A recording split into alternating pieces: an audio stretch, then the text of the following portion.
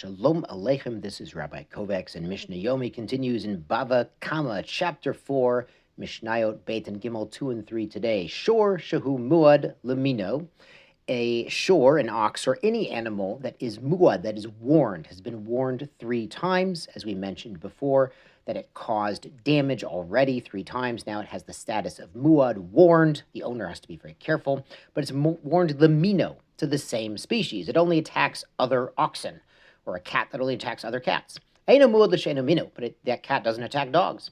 Or muad la'adam, it will attack human beings, but eino muad l'behema, but it doesn't attack other animals. Or muad l'katanim, it attacks small animals, but eino muad l'gedolim, but it's too afraid to start up with the big animals. So what's the effect here halachically? Et shehu muad lo, animals that it has been warned about, that it's actually damaged 3 times, situations where it has damaged 3 times, it's muad and mishalem nezek shalem.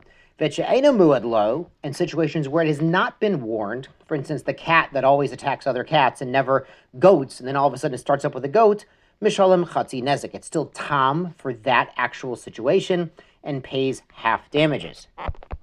Amru lifnei Rabbi Yehuda, the students asked Rabbi Yehuda, Harei shehaya muad l'shabbatot. What if an animal was causing damage only on Shabbatot, on Shabbos? Ve'eno muad l'chol, but not on weekdays. It's a strange situation. Amar lahem, but he has an answer. The Shabbatot mishalem nezek shalem. Yes, it pays full damages on Shabbat. It's considered a muad only on Shabbat. Limotachol mishalem chatzi nezek. But on weekdays, it pays half damages. Now, there's an amazing halachic story I heard. I think it was the Chatam Sofer, but it could have been another one of the great Gedolim who came up with this. He was asked by a woman who was nursing a very young infant, and she said this infant refuses to nurse on Shabbos. So he said, oh, it's a Meforsh Mishnah in Bava Kama, and everyone looked at the Rav, like, what are you talking about? He says, listen, people dress differently on Shabbat. The Rashi explains in the Gemara here. People dress differently, they act differently, they're singing, they're wearing nice Shabbos clothes, so maybe an animal would attack under those situations where it's unfamiliar, but not normal, everyday, weekday situations. So he said, listen, you can put on your weekday clothing on Shabbos to nurse the baby and see if that works. Sure enough, it did work because the baby was used to the familiar clothing of the weekday situation. The Mishnah concludes, Mataihu tam, when does it go back to being a tam and no longer muad status? Misha yachzerbo shlosha yemei shabbatot. When you have 3 Shabbats in a row where it doesn't do the damage or the attacking activity. Let's go on to Mishnah Gimel. Shor shel Yisrael, an animal owned by a Jewish person, shenagach shor shel hektish, and it attacks an animal owned by the temple. V'shel hektish, or one owned by the temple, shenagach l'shor shel Yisrael, and attacks a privately held animal, pater. There's actually no payment in these cases. Shenamar, and there's a pasuk, it says shor re'ehu. Over in Shemot, in Exodus chapter 21, verse 35, it says, when one ox strikes the ox of your fellow, of re'ehu. Now, re'ehu means your fellow, that you're both private citizens owning private property. Below shor shel hektish, not an ox or an animal involved in being owned by the temple. The Mishnah goes on, shor shel Yisrael, shenagach l'shor shel akum. If a Jewish-owned shor injures a non-Jewish owned shor, pater. It actually doesn't pay. Again, shor re'ehu, your fellow, includes Jewish people. But if an idolater owns an animal and it damages a Jewish animal, bein tam, bein muad, whether it was considered tam, it had never been warned, or the owner was warned about this, mishalem nezek shalom, they would have to pay full damages.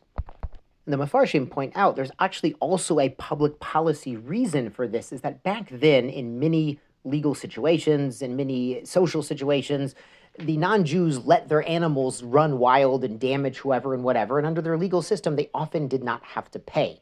So this halacha, they say, is definitely valid in those situations, but perhaps where there is a legal system where you can sue the owner of a damaging animal in the courts and actually get paid, then maybe the svara here doesn't apply. Now, there's a really, really wild Gemara on this Mishnah. It's Bava Kama 38a.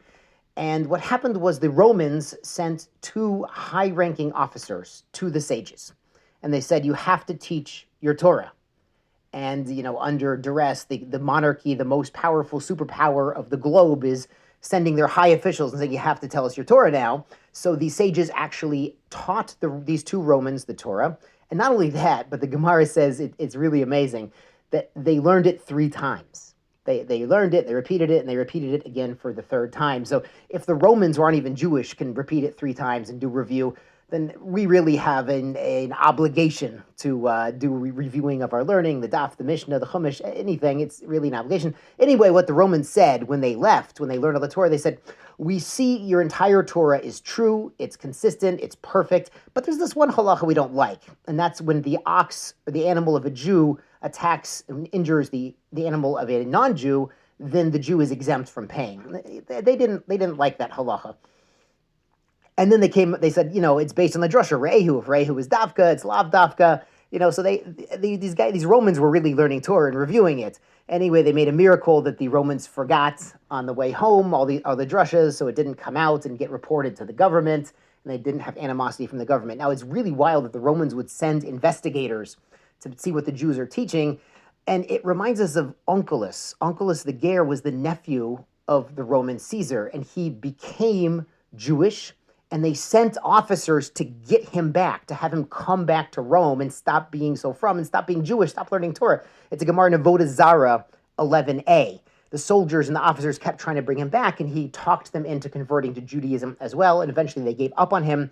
And Onkelos himself, detailed in Megillah Daf Gimel, I believe, made the Aramaic translation of the Torah. So he was not only a Roman who became a scholar, but he was a linguist as well, and he was able to translate the Torah into Aramaic based on the Masorah. So that Targum Onkelos we have, this is a Roman noble who converted to Judaism 2,000 years ago. So there was this, the Romans were aware that a lot of high-powered Romans were tempted to convert to Judaism. They wanted to see what it was all about. Yeshar Kochachem, Tizku L'Mitzvot.